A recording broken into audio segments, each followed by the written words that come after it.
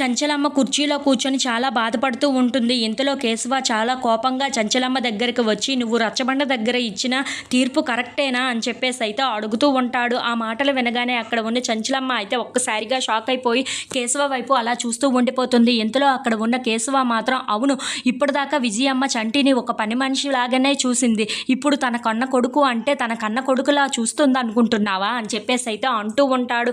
ఆ మాటలు వినగానే అక్కడ ఉన్న చంచలమ్మ మాత్రం, ఏ బిడ్డనైనా సరే కన్న తల్లి లాగానే చూస్తుంది, ఒక పనివాడిలాగా చూడదు కదా అని చెప్పేసి అయితే అంటూ ఉంటుంది.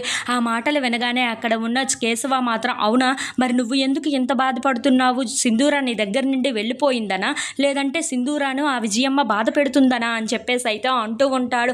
ఆ మాటలు వినగానే అక్కడ ఉన్న చంచలమ్మ ఇంట్లో ఉన్న వాళ్ళందరూ అయితే ఒక్కసారిగా షాక్ అయిపోయి అక్కడ ఉన్న కేశవ వైపు అలా చూస్తూ ఉండిపోతారు.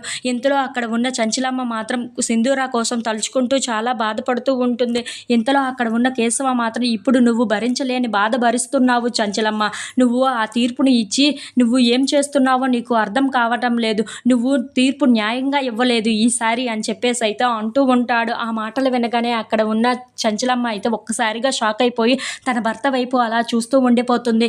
ఇంతలో అక్కడ ఉన్న కేశవ మాత్రం, అవును, ఇప్పుడు వాళ్ళిద్దరూ నీ దగ్గర నుండి వెళ్ళిపోయారు, నువ్వు ఇప్పుడు ఈ బాధని ఎలా భరించగలవో నేను చూస్తాను చంచలమ్మ, ఇప్పుడు వాళ్ళిద్దరూ అక్కడ ఎలా ఉంటారో నేను చూస్తాను, వాళ్ళిద్దరూ ఎన్ని బాధలు భరిస్తున్నారో ఏంటో అక్కడ.